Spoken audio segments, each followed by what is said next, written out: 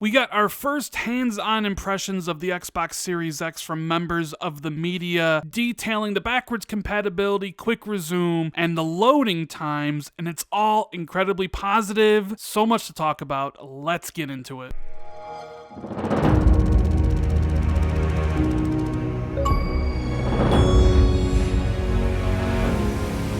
What is going on, everybody? It's Randall Thor19, the man with a million, back again with another video. Hope everyone's having a great day, and if you guys could do me a huge favor, make sure you hit the like button. If you're new here, make sure you hit that subscribe button, and please share this video out on social media. It means a lot to me. Thank you guys for all the continued support. It means the world. If it's Monday, that usually means Xbox news. Last week, we got the bombshell that Xbox was buying Bethesda, and they now own Elder Scrolls, Fallout, Doom, and a whole bunch of other great IP that are going to be available exclusively on the Xbox platforms moving forward. And today, well, we got the first hands-on impressions from IGN, VentureBeat, Engadget, Digital Foundry, and other press and influencers about the Xbox Series X, how the backwards compatibility really improves and upgrades your Xbox One titles, the quick resume feature which allows you to switch between 5 different games at once, and how the SSD really cuts down on the load times for the games you'll be playing. I've read all the previews, I've watched all the YouTube videos. Anything I source in this video will have a link in the description. Make sure you guys go check out and read the articles for yourself if you want. Now, I just want to make mention before we get into everything that this is strictly about the back and pat,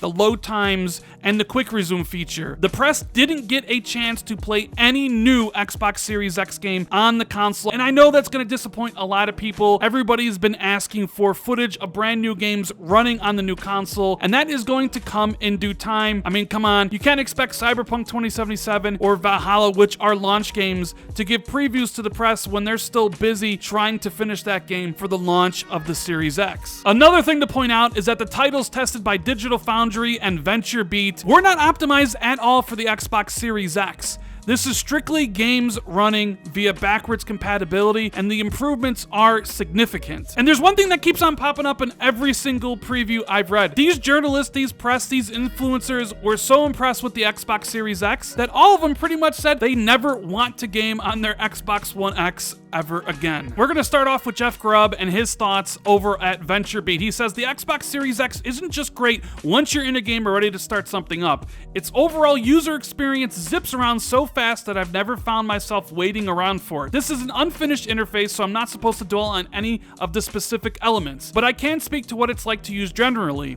And I think my favorite example of this is a test I did for Quick Resume. This is the Xbox feature that enables you to pick up a game from where you left off for up to 4 different games at a time. In my test, I went from an Xbox waiting in standby mode, I powered it on, and then jumped into Grand Theft Auto 4, Sekiro, No Man's Sky, and Final Fantasy 15 in under 90 seconds. Brian McCaffrey over at IGN says that yes, you can play backwards compatible games off an external drive, but you're going to want to run them from the internal SSD because the loading time advantages are significant. I ran tests with Red Dead Redemption 2, Halo 5, Control, State of Decay 2, as well as Xbox 360 games Grand Theft Auto 4 and Fallout 4. The results varied from better to a lot better. Newer, more performance-intensive games like Red Dead Redemption 2 and Control saw the most benefit, but every test I ran yielded a noticeable advantage. Furthermore, I tried out Quick Resume, and Microsoft wasn't kidding around. It works. I like that they even put a little Quick Resume icon in the upper right corner of the screen to let you know you won't have to wait for the entire game to load from scratch. Tom Warren over at The Verge said that in Destiny 2, for example, I can now load into a planet in the game in around 30 seconds compared to over a minute later on an Xbox One X and nearly 2 minutes in total on a standard Xbox One. These improved load times are identical to my custom-built PC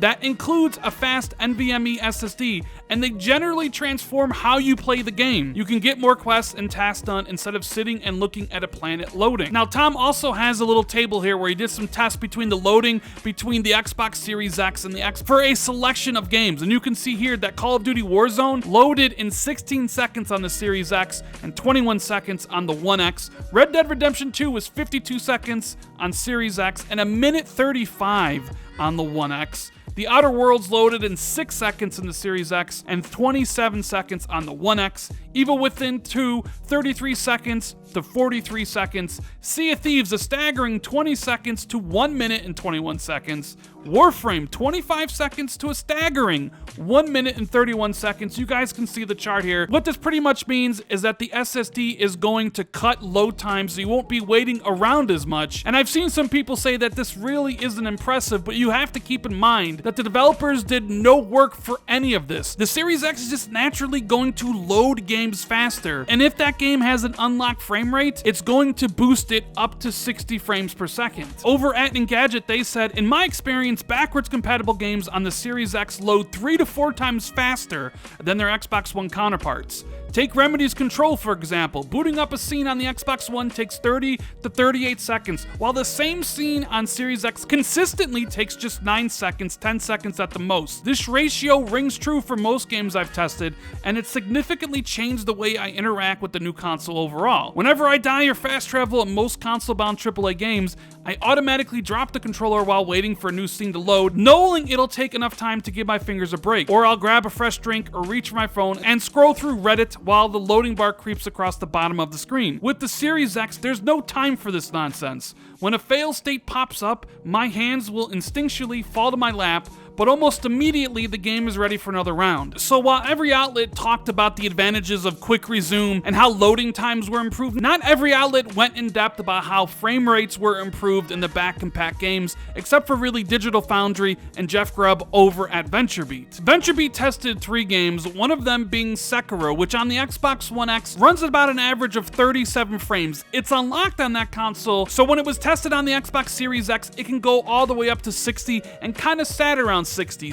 frames, 59 frames, 58 frames. And for anybody who plays action games like Sekiro, you know how important frame rate is. So Sekiro on the Xbox Series X via backwards compatibility is going to be the best way to play that game. Final Fantasy 15 was another game that was tested, and that game struggles to maintain a really stable frame rate on the Xbox One X in light mode, averaging around 45 frames. But on the Xbox Series X, it pretty much runs at a locked 60 frames. And I've been preaching frame rate on this channel for I don't know how long, so it's music to my ears to see a game like Final Fantasy 15 and Sekiro hit those 60 frames. Digital Foundry, as expected, went way more in depth, testing more games like Monster Hunter World, which ran at a disappointing like 35 frames on the Xbox One X, now runs at like basically 4K lock 60 with some drops to like 58 and 57. They also tested out Hitman 1 and Hitman 2, and the Xbox Series X was running pretty damn close to 60 frames most of the time, with it dropping somewhat to like 55 frames and 56 frames in Hitman 2. Either way, this is what Richard had to say over at Digital Foundry. He says, but that's where I am with the Xbox Series X back compat, and I'm hugely impressed by the results. The boost to system performance compared to Xbox One X is clearly tremendous,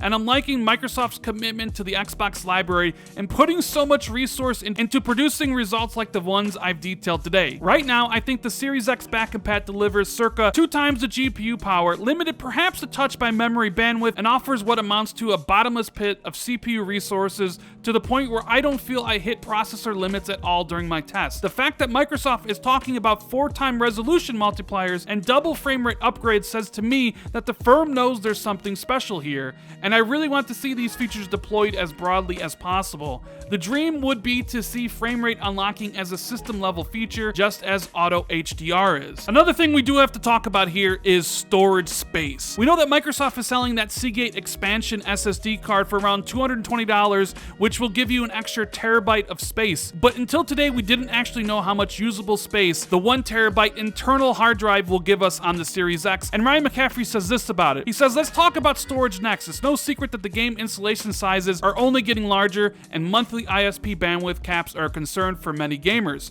So you'll need to use your 1 terabyte wisely. To be clear, it's 802 gigabytes of usable space after OS and system files. When you plug in the very pricey Seagate 1 terabyte storage expansion slot that gives you all the benefits of the internal drive, it adds 920 gigabytes of usable capacity. A more affordable alternative is to use the cheaper USB 3.1 external hard drives. to store the next-gen games you're not playing and just shuttle them back and forth as you want them, sparing yourself the need to download them every single time. Besides, transferring between the Xbox Series X's NVMe SSD and a USB 3.1 drive is pretty quick. And thankfully, over at VentureBeat, Jeff Grubb actually tested this out. He says, and moving games from one drive to the other is pretty fast. I tested moving Assassin's Creed Origins, a 49GB install, back and forth and was pretty happy with the results. Here's the data in minutes and seconds. Moving Assassin's Creed Origins from external USB SSD to the internal SSD was 2 minutes and 18 seconds. From the external USB hard drive to the internal SSD was 7 minutes and 45 seconds.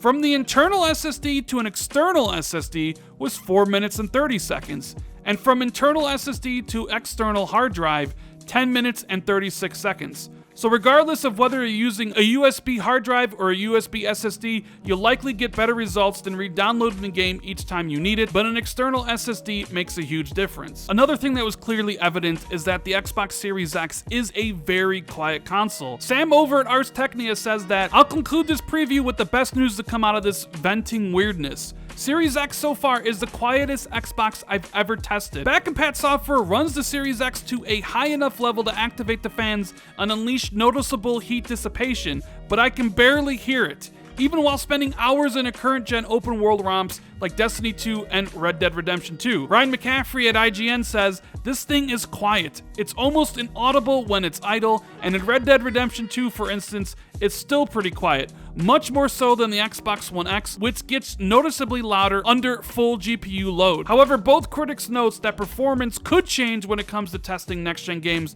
that push the hardware more. Look, I know there's a ton of excitement out there for Xbox, and specifically the Xbox Series X. It seems like a fantastic piece of hardware, and reading through all the previews and watching all the videos, I could hear the excitement in everybody's voice. The idea of the Xbox Series X just natively bumping up frame rates to 60 frames in games that can do it without any developer work is pretty awesome. The fact that I'm not going to have to wait around for games to load is a game changer. And for those of you that switch between a lot of different games, I know you're going to use the quick resume feature so much. One of the common themes I did see while reading these previews was how everybody didn't want to go back to the Xbox One X, because that is just how much better the Series X is. Tom Warren over at The Verge ended his article pretty much by saying, quote, the experience of switching back to an Xbox One was genuinely dispiriting. For running my existing Xbox games, the Series X feels like I've just upgraded my iPhone. Everything feels smoother and faster. These games aren't even optimized for the console, and they're already running better. So I'm excited to see what truly optimized games will offer in the coming weeks. Jeff Grubb says, this isn't a review. I can only give you my hands-on experience with the preview version of the Series X hardware, but I know that I don't want to go back to the Xbox One or PlayStation 4. Those consoles overstayed their welcome after 7 years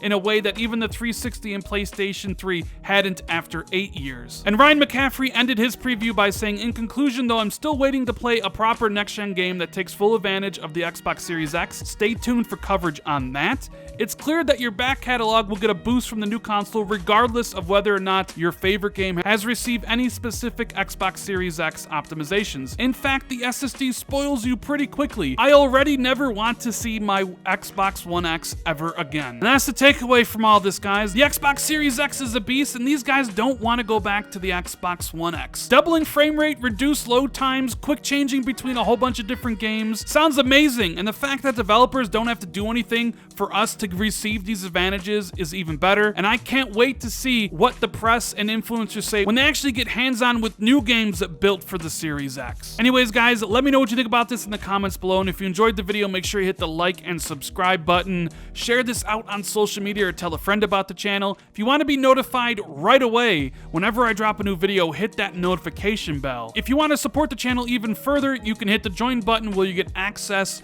to channel badges and emotes for the Xbox 2 podcast. Thank you guys so much for watching. I truly appreciate each and every one of you that takes the time every day to do so, and I'll see everybody in the next video. Later, guys.